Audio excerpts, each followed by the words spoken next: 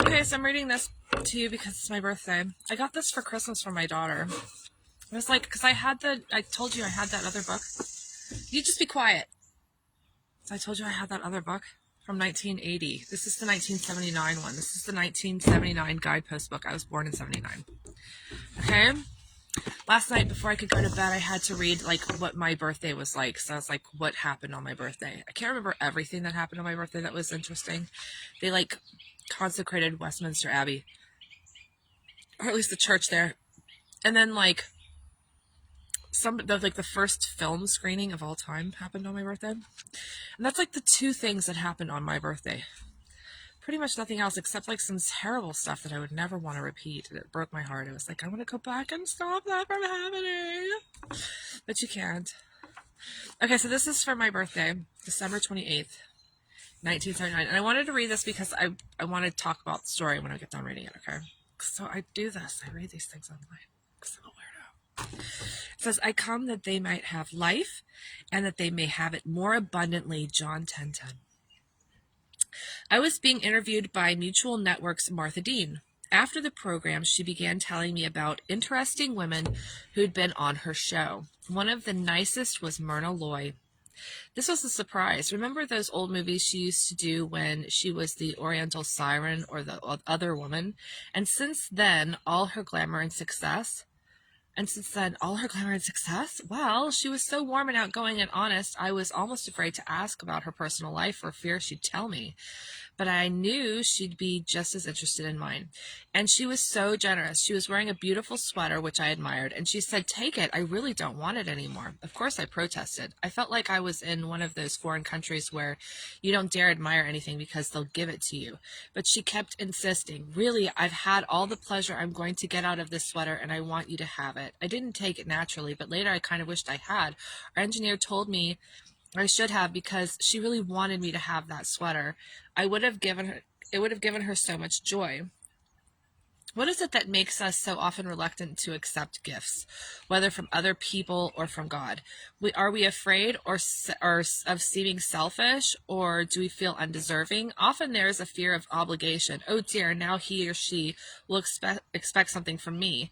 Yet the true giver wants us to have what is so freely offered. The true giver is not sitting in judgment, finding us weak or unworthy. By the very gift he or she is saying, I think you're great. Nor does the true giver ask or expect anything in return. His or her reward is in the sheer gift of giving, joy of giving.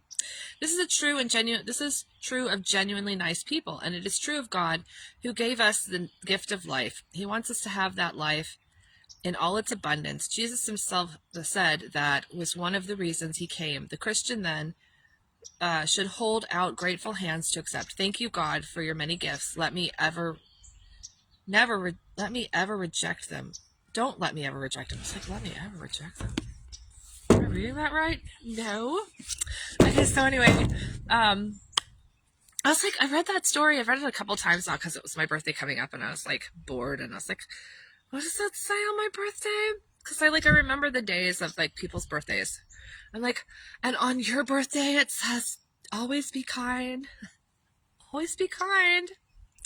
So anyway, I was thinking about that story. It was really interesting to me because the woman, like, at first she's kind of like, oh no, I don't want your sweater. Like, it makes me feel like I'm in one of those countries where you have to take things that are offered to you. And I'm like, oh, she's so worldly.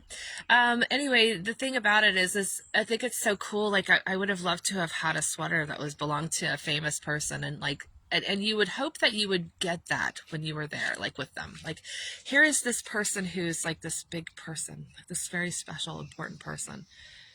And they're like offering you something, and you're not like, oh my gosh, thank you so much. That's so cool. I'll treasure it for my whole life. It's so cool that this artist, this famous artist, wants to offer me something. It's kind of like getting something that could go in a museum. You know what I mean? Like, what a neat thing. And she knew that, and the other woman just didn't get it.